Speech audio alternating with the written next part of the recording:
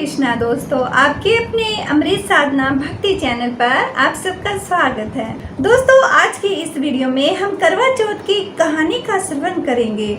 आइए गणपति जी को स्मरण करते हुए, उनको नमस्कार करते हुए हम कथा का श्रवण शुभारंभ करते हैं।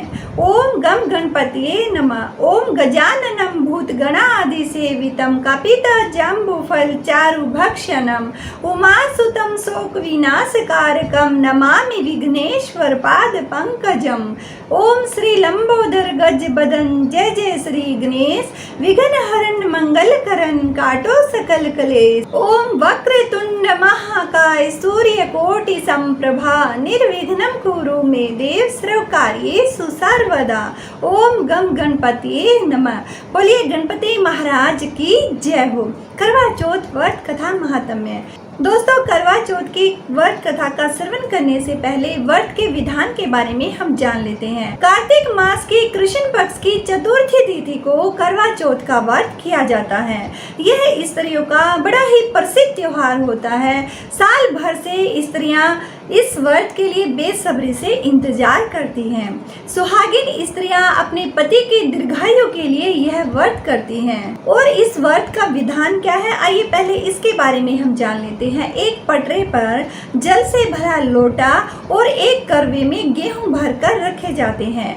दीवार पर या कागज पर चंद्रमा, उसके नीचे शिव और कार्तिकेय की चित्रावली बनाकर पूजा की जाती है।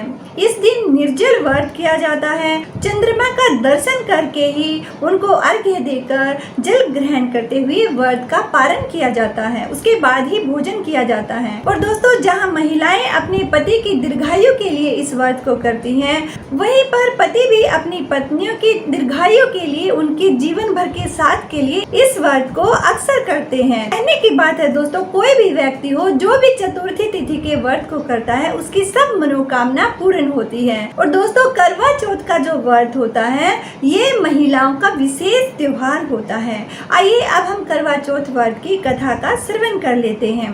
एक साहूकार के 7 लड़के और 1 लड़की थी।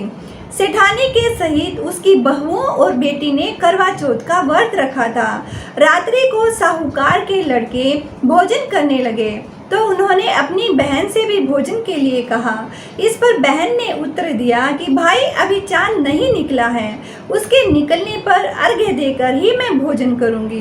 बहन की बात सुनकर भाइयों ने क्या काम किया कि नगर से बाहर जाकर उन्होंने अग्नि जला दी और छलनी ले जाकर उसमें से रोशनी दिखाते हुए उन्होंने अपनी बहन से कहा कि बहन, चांद निकल आया है, अर्घ्य देकर तुम भी भोजन कर लो। भाइयों की ये बात सुनकर बहन ने अपनी भाभियों से कहा कि आओ तुम भी चंद्रमा को अर्घ्य दे लो, परंतु वे सारी इस कांड को जानती थी। उन्होंने कहा, बहन जी, अभी चांद नहीं निकला है, तेरे भाई तो तुझसे मजाक करते हुए अग्नि का प्रकाश छलनी से दिखा रहे हैं। भाभियों की बात सुनकर भी उसने कुछ ध्यान न दिया और भाइयों के द्वारा दिखाए गए प्रकाश को ही अर्घ्य देकर उसने भोजन कर लिया। इस प्रकार से व्रत के भंग हो जाने से गणेश जी उस पर अप्रसन्न हो गए। इसके बाद उसका पति बहुत ज्यादा बीमार हो गया और जो कुछ भी घर में था सब उसकी बीमारी में लग गया। जब उसे अपने किए हुए दोष का पता लगा तो उसने बहुत ज्यादा पश्चाताप किया। गणेश जी से प्रार्थना करते हुए विधि विधान से फिर से उसने चतुर्थी तिथि का व्रत करना आरंभ कर दिया। श्रद्धा के अनुसार सबका आदर करते हुए सबसे आशीर्वाद ग्रहण करने में ही उसने मन को लगा दिया।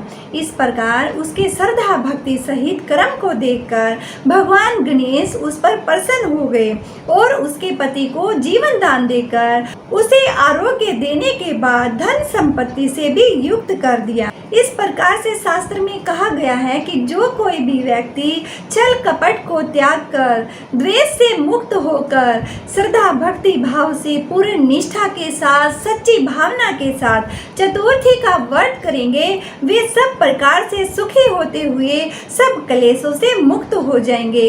गणपति महाराज की विशेष कृपा ऐसे व्यक्तियों पर जरूर बनती है। तो बोलिए गणेश भगवान की जय।